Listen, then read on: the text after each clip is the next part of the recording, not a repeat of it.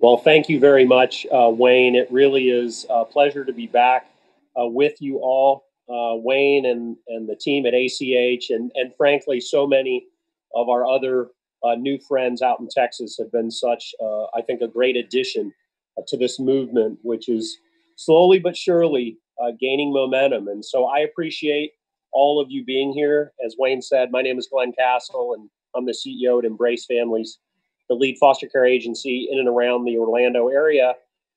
And I will tell you that no matter what it is that kind of brings you into this discussion, some of you may be serving currently in a public agency. Some of you may be directly, like Wayne and I, inside a community-based care lead foster care agency. And of course, many of you may be at a provider agency, maybe one of the places in our country that's a little bit kind of looking at this community-based foster care thing and kind of wondering what's it all about.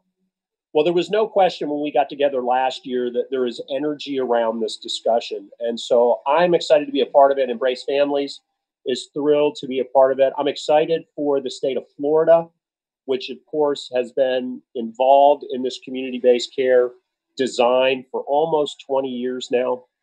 Really a remarkable journey that we have undergone. But the thing that I really took away from last year, Wayne highlighted in his comments, and that is that we have so much to learn. We still have so far to go. If we really want to build in our own community and across this country a foster care system that we can be proud of, one that takes care of vulnerable kids, one that we would feel excited and proud to be a part of, rather than a little bit concerned or worried, ashamed even, as to what are some of those outcomes and impacts that we have for vulnerable children and for their families when they brush across our foster care system. I'm excited over the course of the next couple of days to share with you again some of the things that we've been able to accomplish in Florida in this design. Many of my colleagues that are here with us will share that insight as well. The reality about Florida is that in the last 20 years, every outcome the state and federal government tracks related to kids in foster care has improved. All of them. Kids are safer. Kids find permanency faster.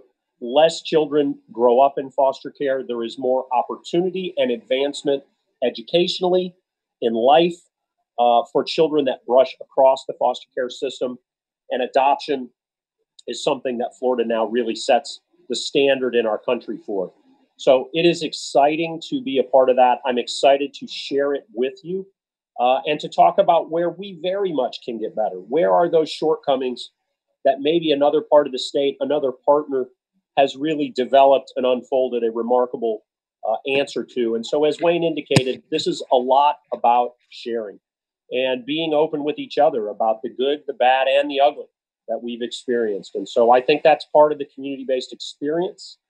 And we're thrilled to have you. Thank you for adapting with us into this very strange environment. And we're going to jump right in. It is with just a remarkable amount of honor and, frankly, humility I get to not only introduce but participate a little bit with our special guest, starting right out, jumping in with both feet.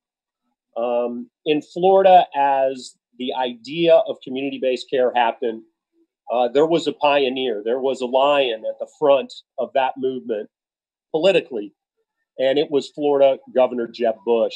He jumped into this idea and concept at a very early stage as he entered the role as governor and really carried us through. The governor may not remember, but our first encounter in that, I worked at the state at the time. I worked at DCF. And in one meeting, I realized he's serious. And I think this is actually going to happen. And I knew that there would be a future in foster care. It was going to happen in the community-based nonprofit. He has been a remarkable champion for foster children, a remarkable servant and statesman. And it has really been a privilege to know him and work with him now for more than 20 years. And I welcome former Florida Governor Jeb Bush to be with us this afternoon. Governor, it's great to see you. How are you doing? Doing fantastic, Glenn. Sheltering in place, obviously, which is traumatic. I worry about a lot of people that aren't privileged like I am to be able to have high-speed internet and be able to work pretty effectively at home. I mean, these are turbulent times, but Bloom and I are totally blessed down here in Miami. Well, it is really a pleasure to see you. It brings back so many memories of that different time. Our good friend Chris Card texted me almost immediately when I said 20 years, and he said, no, Glenn, it's 23, because as you know, Chris and Carl down there in Sarasota County started the original pilot in 1997. If it's okay, sir, let's go all the way back to that time frame. And can you explain for us a little bit what it was that convinced you that this model was something you should consider and something that you should risk political capital venturing into? Well, first, when I ran for office in 1997, I told my team that I'd go to all the fundraisers in the evening and do the photo launch and all that stuff, which I didn't find to be that thrilling, if I could wander around, if I could learn, if I could listen. That's the energy that comes from learning new things for me, is really important. So I took the time to travel to Sarasota, hearing about this, and to sit down with Carl Weinrich and with Chris Card at one of their events, where it was clearly a powerful alternative to just saying, this is the responsibility of the state government. Whenever a child is abused or abandoned, back then, the natural impulse is, that's just government. They don't know what they're doing. They can't ride their bicycle straight or whatever. And when it's community-based, when a child is hurt or hurting, it's the responsibility of the community to rise up and to figure out a better way of helping that child out. And so just from the moral imperative, it just seemed like it was a powerful idea. And then when I became governor, it was so clear that our child welfare system was underfunded and broken. The morale in DCF was very low. There was always the highlighted example of a child that was lost in the system or hurt or even killed, sadly, tragically. And so after wandering around, going to Kate Carney's, sat 6 hours in her courtroom dealing with dependency cases, going to see all sorts of family law judges. This was the soft underbelly of our state.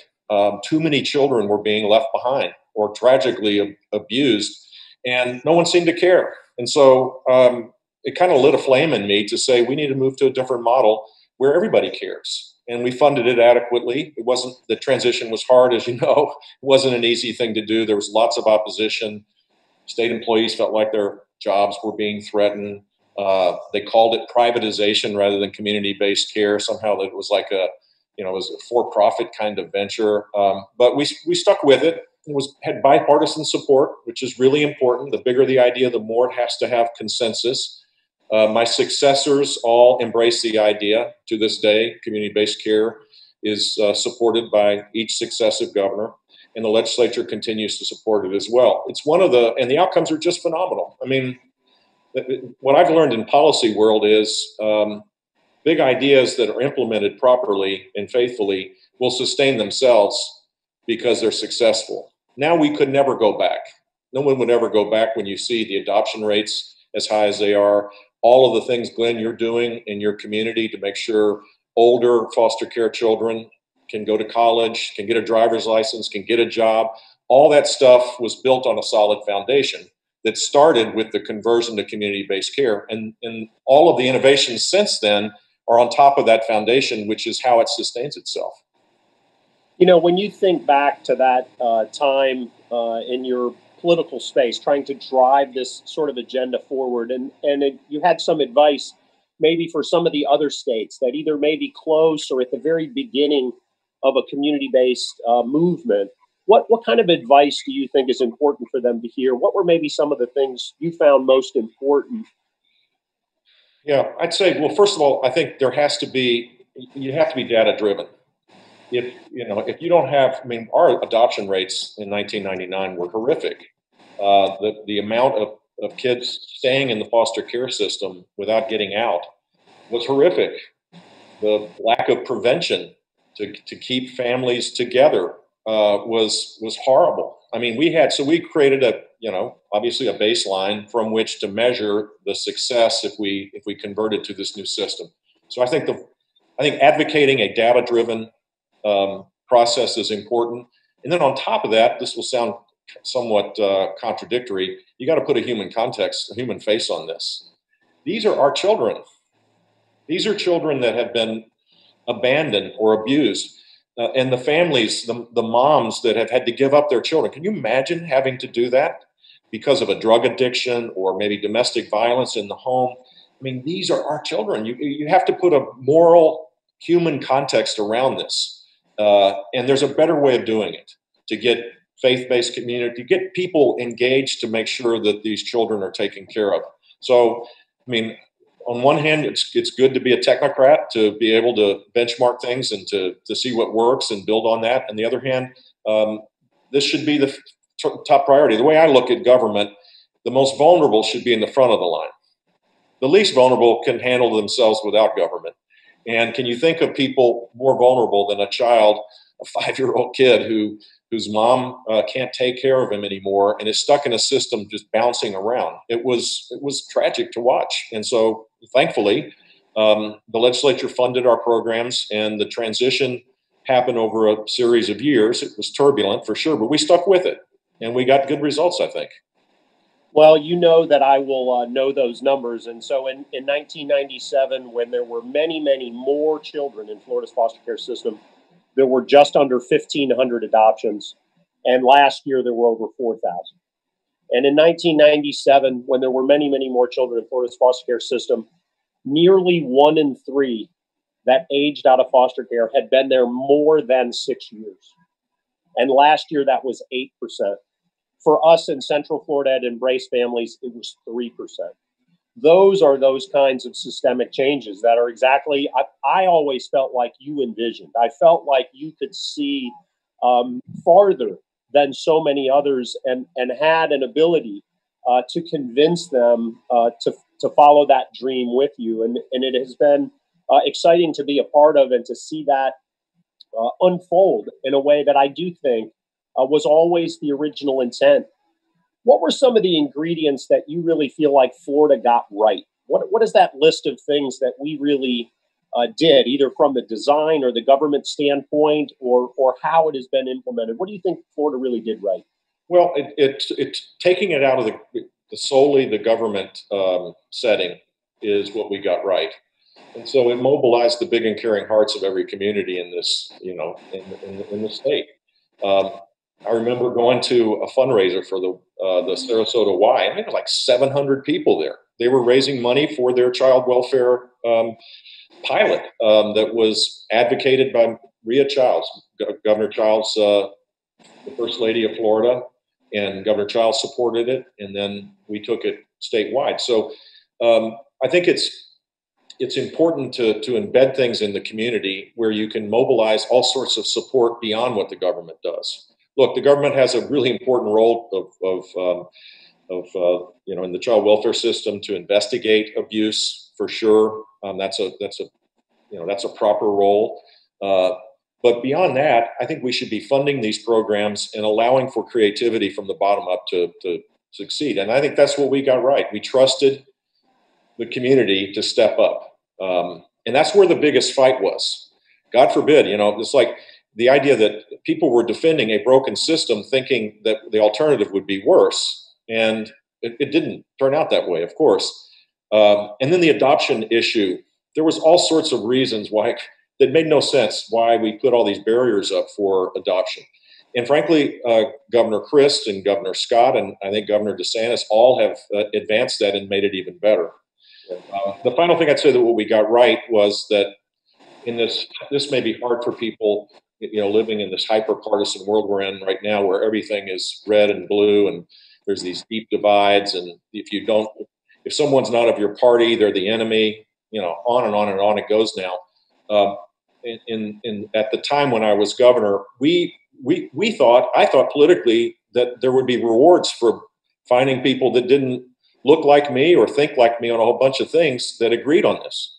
And so we encouraged bipartisan support because politically it made sense to do it. and it helps sustain the program. So there are a lot of moms and dads of the community-based care model now in Florida, legitimately Democrats and Republicans in the legislature and that have worked in Department of Children and Families and in the community-based care model. I don't know what their party label is. It doesn't matter.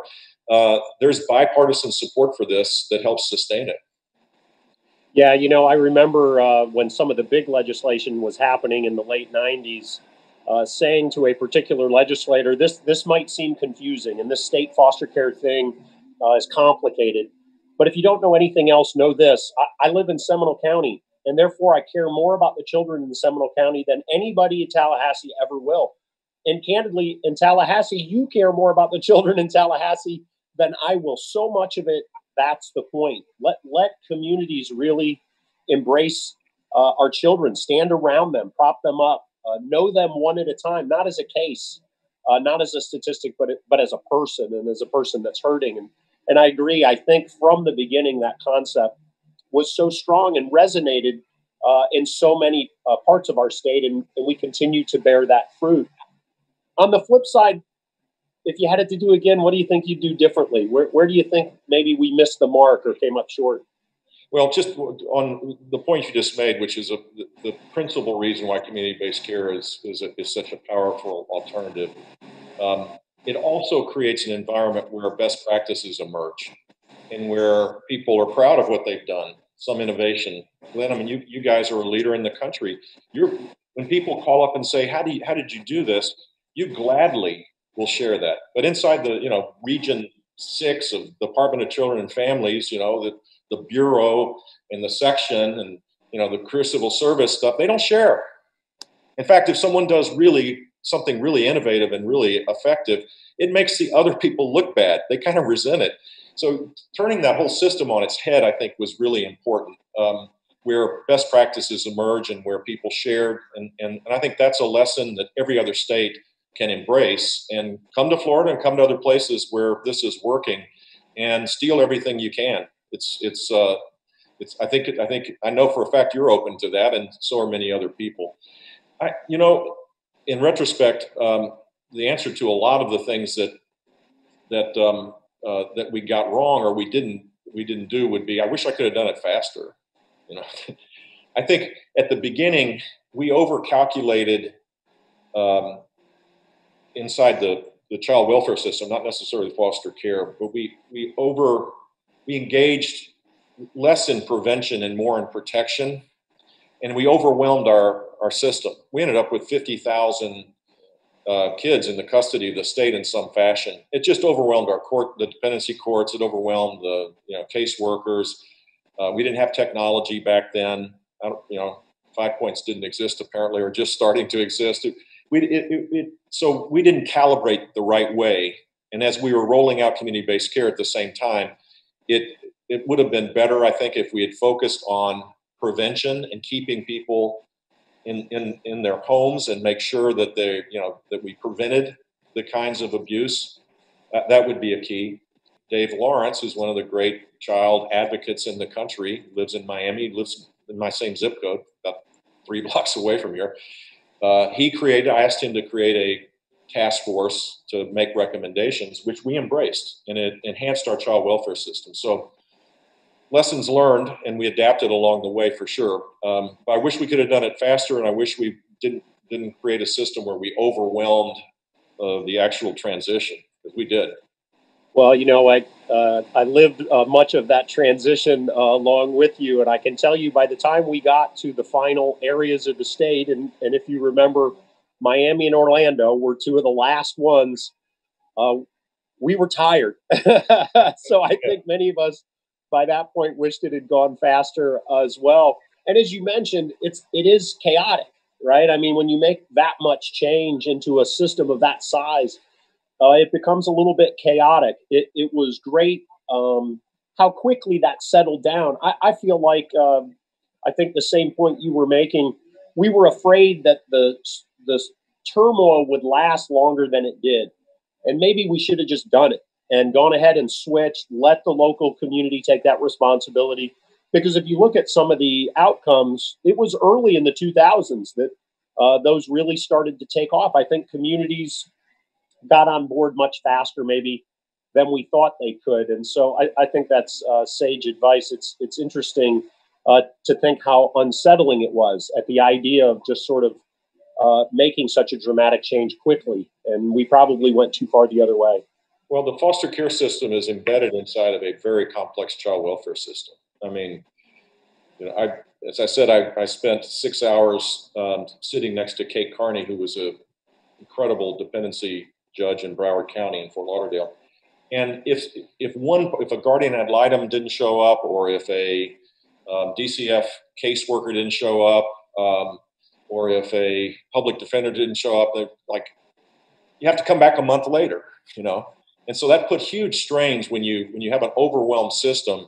It makes the foster care system fragile as well. And so once we kind of got through that and realized that there ought to be, I stole the idea of healthy families from Hawaii, of all places, and it existed in Pinellas County in St. Petersburg. And these were paraprofessionals who would go into communities and help moms understand their responsibilities to their child, because they never were given that kind of information.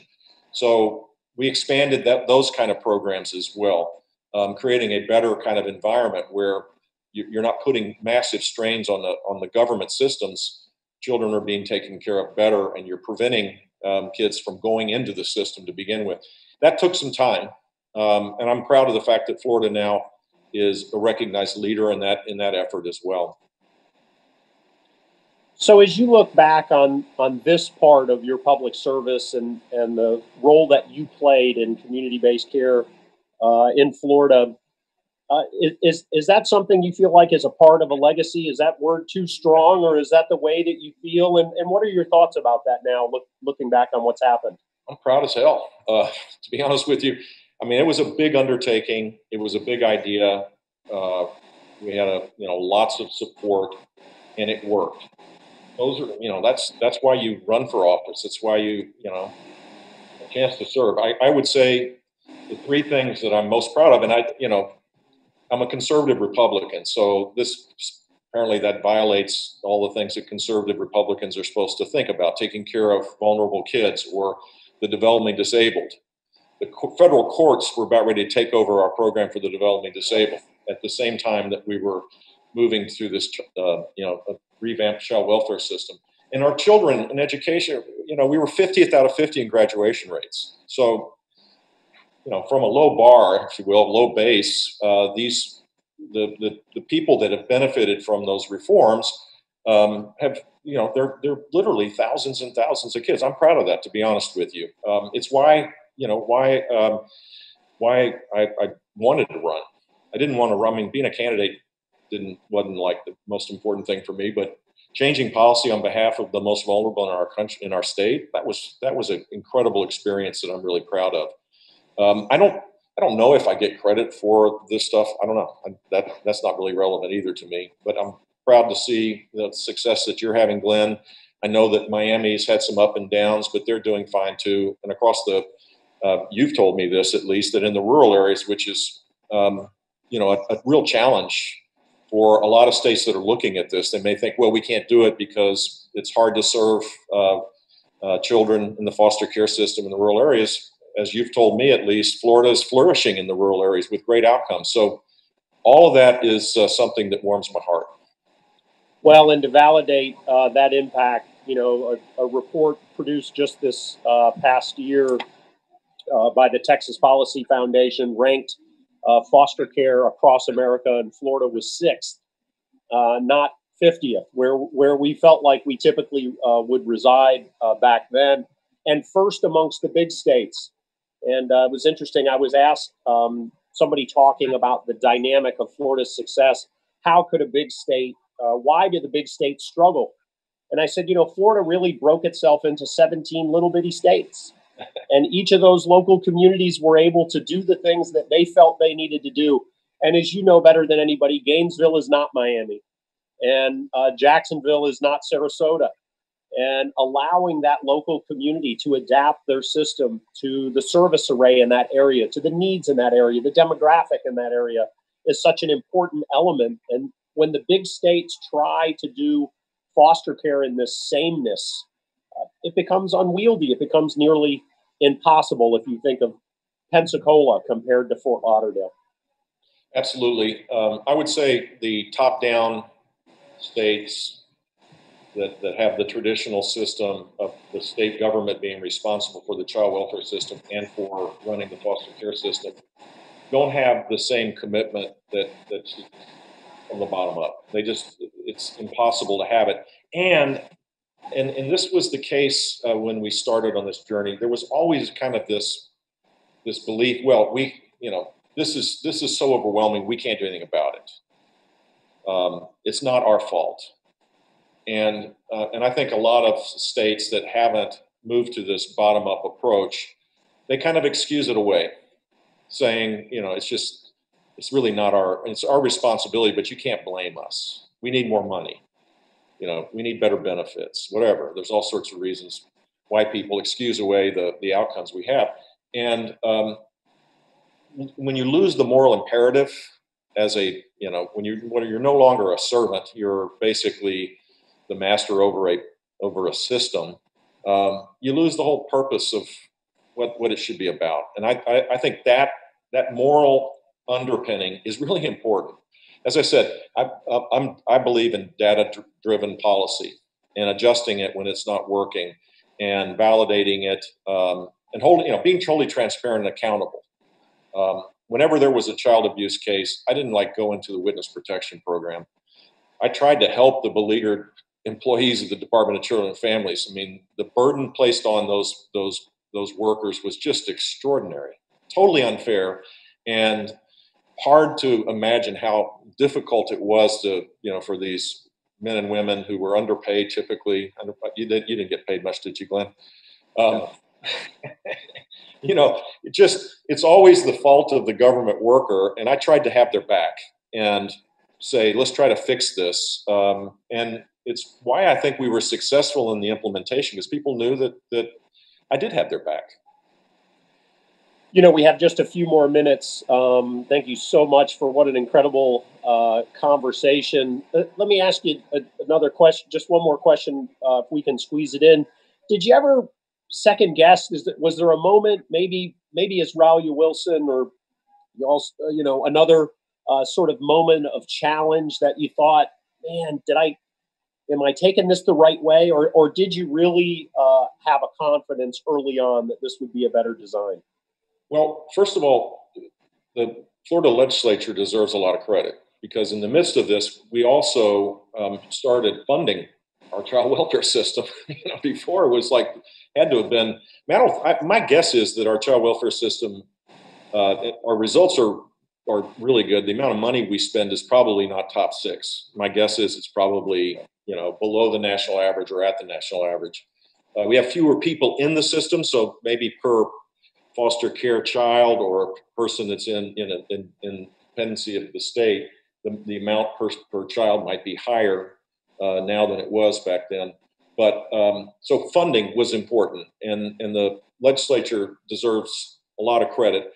That allowed us to draw down money. I mean, the federal government is a primary funder of this. And for whatever reason, not just in this program, but drug addiction, mental health, developmentally disabled programs, state of Florida did not maximize its match with the federal government. Now we do. That was another important element of this that helped succeed it.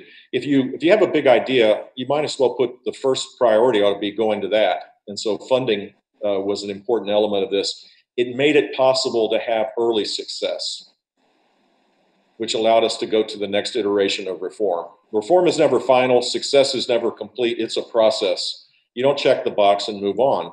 There's a whole new generation of kids you got to take care of, every 5 years, as you know. So that's the lesson learned. And I think Texas would be a phenomenal place for this, because just like Gainesville's different, is a lot different than Miami.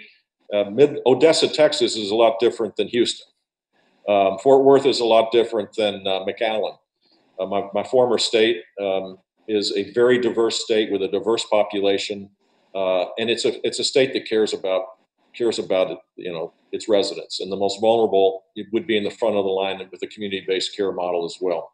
Anything I can do to help convince Governor Abbott and Lieutenant Governor Patrick and the land commissioner who's not in this field, George P. Bush, to get going on this, I'm happy to try.